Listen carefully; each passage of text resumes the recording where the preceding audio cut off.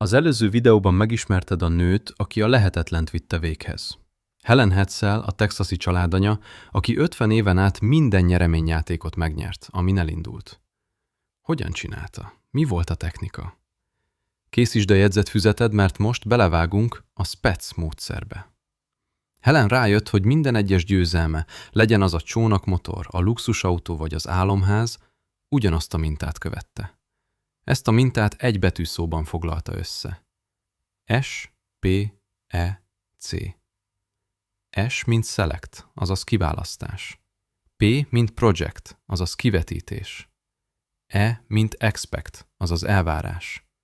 C, mint collect, azaz begyűjtés. Ebben a videóban az első két lépést, a kiválasztást és a kivetítést vesszük górcső alá, mert hidd el, a legtöbb ember már az első lépésnél elbukik. És tudod miért? Mert rosszul kérnek. Amikor Helen közeledett a 40. születésnapjához, leült és elgondolkodott. Mit szeretne igazán? Nem azt nézte, mi a reális. Azt nézte, mi a vágya. És a vágya ez volt. El akarok menni Párizsba. Amikor ezt elmondta a férjének, Petnek, a válasz a szokásos hideg zuhany volt. Pet, aki 2 lábbal állt a földön, csak ennyit mondott. Drágám, nézz rá a bankszámlánkra. Nincs pénzünk Párizsra. Még a repjegyre sem, nemhogy a szállodára. És itt jön a kulcsmondat. Figyelj nagyon, mert ez megváltoztathatja az életedet. Helen a szemébe nézett, és ezt mondta. Nem a pénzt kérem, az utazást kérem. A pénz csak az egyik módja annak, hogy eljussak oda, de nem az egyetlen.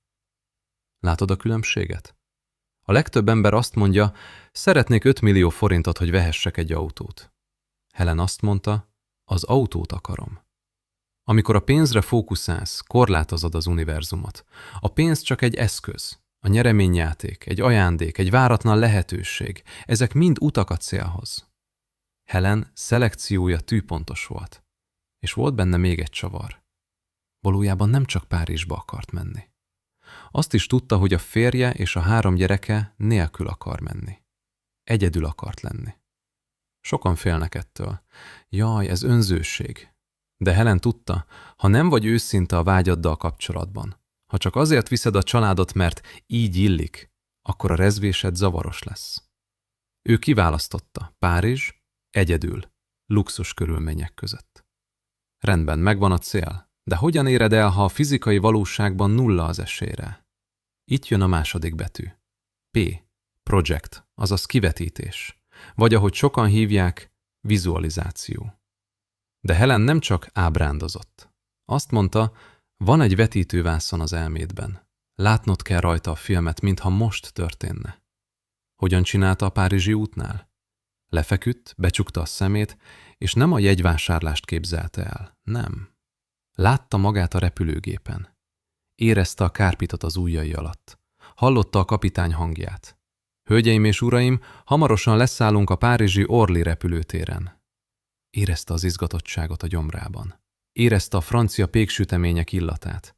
Olyan valóságos volt a fejében, hogy amikor kinyitotta a szemét, szinte meglepődött, hogy még mindig a texasi nappaliban van. Ez a titok. A kivetítésnek élményszerűnek kell lennie. Nem egy állókép, egy film. És a legfontosabb, a végeredményt kell látnod. Nem az utat, ahogy eljutsz oda. Az bízd az univerzumra. Tudod, mi történt? Nem sokkal később talált egy esszéíró versenyt. A téma, miért szeretek sütni? Helen nem volt egy mesterszakács, de volt humora, és tudta, mit akar a zsűri.